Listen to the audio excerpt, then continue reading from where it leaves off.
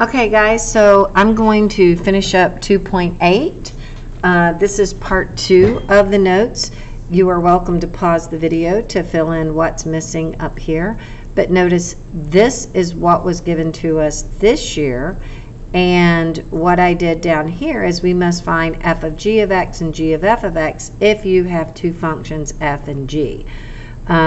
If both compositions equal x, then f and g are inverses of each other, and each composition, if either composition does not equal x, then f and g are not inverses.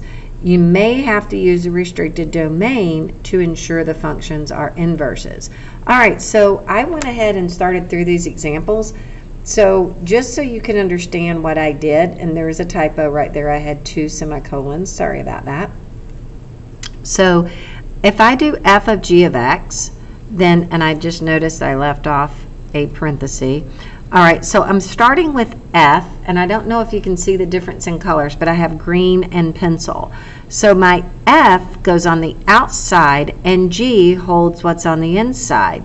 So wherever this x is where my parenthesis comes when I start with f on the outside. So 2 parentheses minus 3, everything over here in green goes into the inside. I distribute across, which 2 times a half is 1, 2 times 3 halves is 3, and then minus 3 just follows. All right, x plus 3 minus 3, all that goes away, I get an x, I'm done. All right, then I'm going to do g of f of x. Well, g of f of x is I write down everything in g, 1/2 parentheses plus 3 halves. That was what was in green, and I wrote all of that in green. Then what was in pencil, I put into that x, which became the 2x minus 3. All of this right here. Okay? So that went in here. I distribute the 1/2 through, just like I did the 2 up here. Distributing 1/2 times 2 is x, 1/2 times negative 3 is negative 3x, plus this 3x in green, 3 over 2, excuse me, 3 over 2, 3 over 2. I'm left with just x. They cancel. Okay? I did the same thing here. And if you want to pause to say, I want to try it, definitely pause the video. So h of k of x, I write down my h first, parentheses squared plus 10. Pull in whatever's over here in the k, put it inside because this k of x is inside. Okay?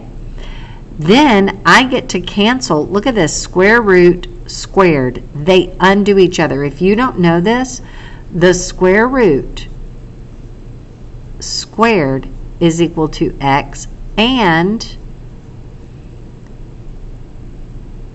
the square root of x squared, both ways. If you have x squared and you take the square root, that's also x, just so you know. So this undoes each other, leaving me with just the x minus 10. All of this. That plus 10 is there, those cancel, I get x. Filling in the square root first, if you're writing the k first, k of h. Write down your square root, leave parentheses minus 10 because that's what was here. Whatever the x is, I put a parenthesis there.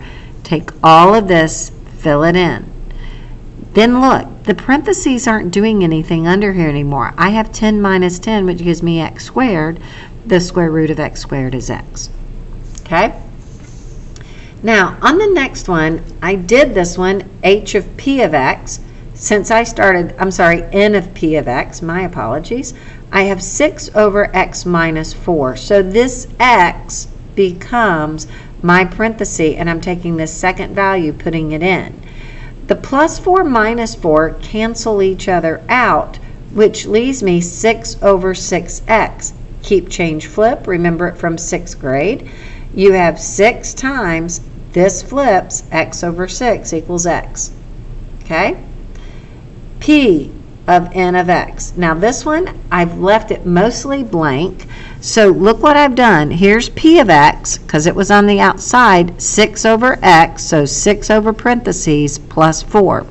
When I fill this in, and I'm going to erase all of this in case it looks like a plus sign to you, 6 over x minus 4, I'm going to put all of that in here. This one was very difficult, so I kind of saved it to do all of it with you. I'm going to simplify this. I'm going to KCF it. Keep, change, flip it. So 6 times, this is going to be, remember this is a whole number, so it's just 6, and then x minus 4 over 6. Well, that's technically over 1. One's on top, one's on bottom. They cancel. So I'm left with x minus 4 plus 4. This is gone. Okay, these turn into 1. I should say they reduce. So it reduces to 1. X minus 4 plus 4 is just simply x. Now it says, what are the domains that we are restricted to? Well, n of x has a restriction because you cannot have a 0 in this denominator. So for n of x, x cannot equal 4 because I can't have a 0 in the denominator. For p of x, x cannot equal 0. All right? So all the notes are here for this section. Switch your x and y, solve for y, get y by itself. If the original equation is in the notation f of x, then we need to write f inverse of x. Okay, so I did my problem. I switched out, this was the y, that was the x. You swap it. So I did it, added 7, divided by 3. And you know what I noticed? I didn't do this in the correct notation because this was given as f of x. So I need to erase my y and make that f inverse of x. And it does not matter to me personally if you write it with x plus 7 over 3 or 1/3 x plus 7/3. Doesn't matter to me. Make yourself happy. All right, on this one, I switched out the x and y. Again, got the same kind of thing, but this time we had a restriction. Our restriction where x is greater than or equal to 0. So hold on, this was f inverse, oh, and it wasn't f, it was g. Well, par for the course. All right, g inverse of x is equal to x minus 1 over 2. Now, the question is, where did I get this from? Because this doesn't seem to need a domain restriction. This was restricted. So when this is restricted, I'm going to follow the rule. This says it's greater than or equal to 0. So I'm going to start with 0. And I chose numbers greater than 0. This is not a negative. That's a stray mark. So 0, 1, 2, and so on. Well, when I plug in this, 2 times 0 plus 1, I get 1, 3, 5, plugging it in. Then I'm going to take and I'm going to do the inverse. So 0, 1 went to 1, 0, 1, 3 to 3, 1, 2, 5 to 5, 2. All right, see how that happened? So that means this started at 1 and got larger. Is it possible to get a 2 value? Well, yes, but I'm not interested in that because it's just showing me the gist of what's going. So what's happening here? I can see what's happening. It's 1, 3, 5, 7, 9. Are there numbers in between? Sure there are. This is a linear equation. Of course it is. But my domain restriction is now going to be, it starts at 1 and goes up. So I have to reflect these numbers in my domain restriction. Number 13. Extra special problem. I didn't even want to start this before I did it with you all because this is a challenge. This, first of all, is telling you what the domain restriction is. This is my y, that's my x. I'm going to swap out their places. So x equals square root 25 minus y squared. I'm going to start undoing this by squaring both sides. I got to solve for y. So this undoes the square root, and I'm at x squared equals 25 minus y squared. I'm going to subtract 25 from both sides, and I have x squared minus 25 equals negative y squared. Oh, would you look at that? I got a negative. Well, I can just change the signs all the way through. Technically, I just multiplied everything by -1. If you want to say divided by -1, that's correct as well. Now I'm going to take the square root of each side.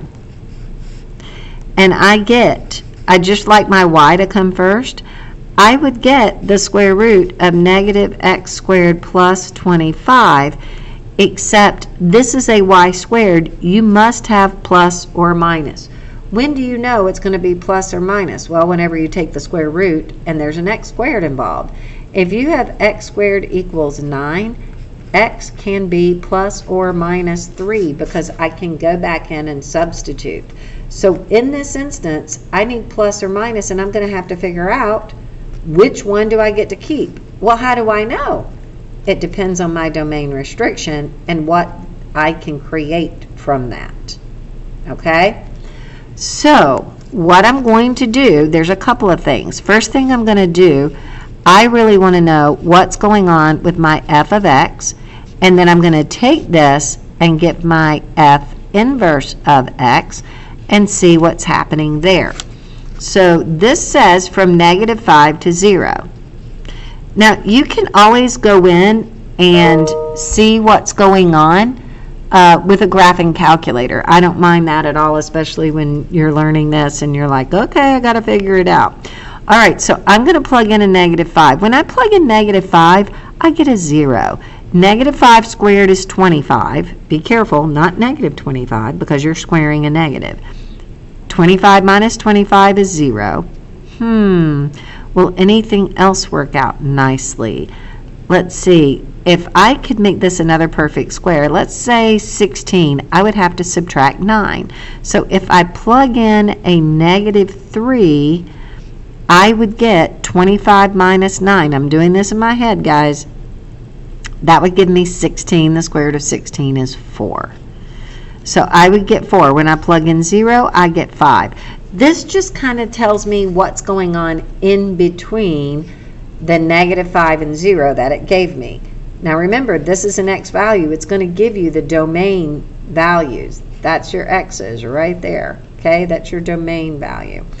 All right, so if I flip this, because I'm now at the inverse, and notice I did not graph it. I am just using my XY charts.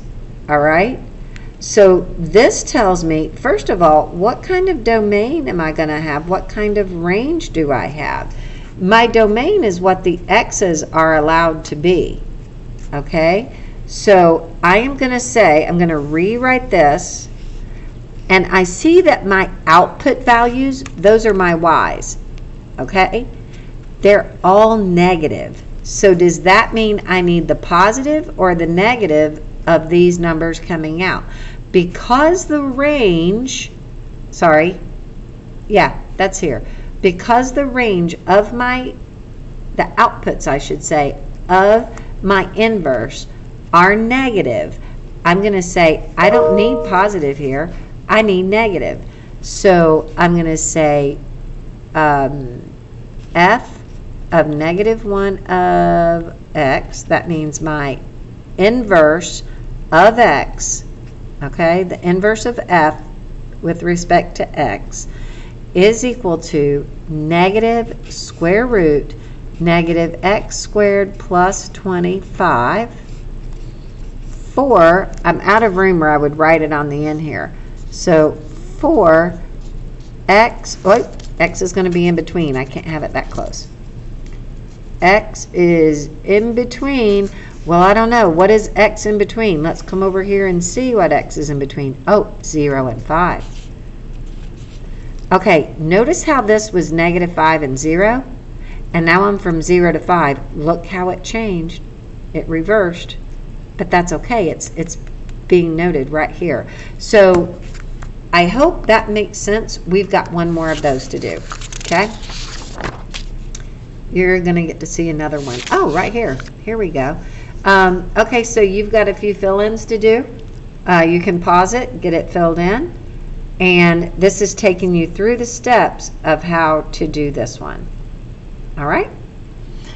Okay, if you've got it filled in, first of all, there is a typo right here. H is defined by h of x is equal to this. Okay, so notice that, and then x cannot be -1. why would we say x cannot be negative 1? Because negative 1 would make this denominator a 0, and you can't divide by 0. All right, so x equals 2y. Notice I just traded out this. X equals 2y over y plus 1. I'm going to multiply both sides by y plus 1. And when I do, this side reduces to 1, but this side becomes xy plus x. Now the next thing says that was multiplying by the denominator, and we've already switched the x and y's. Move all terms with y to one side. Okay? X equals 2y minus xy. There, did it. Boy, am I ever running out of room. It says next, factor out the y out of both sides. The side with all the y, excuse me. This is the side with all the y, so I'm going to factor out right here. X equals y times 2 minus x. Now, get y alone, divide by what's attached to y. Okay, divided by 2 minus x, 2 minus x. This is now reduced to 1, so y equals x over 2 minus x. And I need to know a restriction. X cannot be, well, if it's positive 2, it would make it a 0. The other thing, I was going to rewrite it, but I am so pushed for space, I'm just going to go ahead, erase it, and rewrite it. The inverse of f of x. Okay? Now, this one, the function k is defined by for x is not negative 3. All right, so again, why don't you pause the video and see if you can get this. I will work through it. X equals y minus 2 over y plus 3. Multiply both sides. This cancels. This becomes y plus 3 times x. So that gives me xy plus 3x equals y minus 2, pull this one over to this side, pull this one over to this side, 3x equals y minus xy, factor out the y times x minus 1 minus x, I'll get it there in a minute, 1 minus x, all right, and this is equal to 3x. And then I'm going to divide both sides. So, man, I just want to shortcut this. Let's see if I can. K inverse of x is equal to, because that's my y piece, 3x over 1 minus x. Okay? And for x is not equal to 1. All right? And I don't know that I have to say for. I can just say because x and x cannot equal to 1. There we go. There's my domain restriction because of this. All right, so here we go. Number 16 is one that was very similar to what we had earlier. I'm looking to see. I'm noticing that's okay. I thought I had a glare on my screen. Sorry, I was looking up to see how that looked. All right, so this is similar, and it's set up just like the other one. We have a domain restriction. What's the inverse? Oh my goodness, that's my bell. I'm going to do this one real quick. So this is my x equals the square root of 9 minus y squared, square both sides, x squared equals 9 minus y squared, move the 9, x squared minus 9 equals negative y squared, move the negative, negative, positive, positive, take the square root of both sides, y equals plus or minus square root negative x squared plus 9. And if you notice, it's exactly what we started with. The only deal is we have plus or minus here, and we need to figure out what's happening. So I want negative 3, negative 1, 0. So if I plug in -3, I'm going to get 9. 9 minus 9 is 0. -1 would give me the square root of 8. Lovely. And 0 would give me 3. So this number's getting larger. So if you go over here and reverse it, you're at 3, square root of 8, 3, -3, -1, and 0. My classes are coming in, but I'm finishing this video. So notice what's happening here. This is telling me that my function was positive to start with when I filled this in because of what's going on. So my output for the inverse has got to be negative. So again, it's going to be the negative, not the positive. So we're on G. So G inverse of x is equal to the negative square root of -x squared plus 9. And we also have a restriction. This is our domain restriction. This is for x is in between 0 and 3. How do I know 0 and 3? Why did I leave that out? Because it's where I start, where I end from what was restricted prior. I hope this helps you guys. And now we're down to the practice, and I will work on getting that practice posted. Have a great one. This is Miss Butel signing off.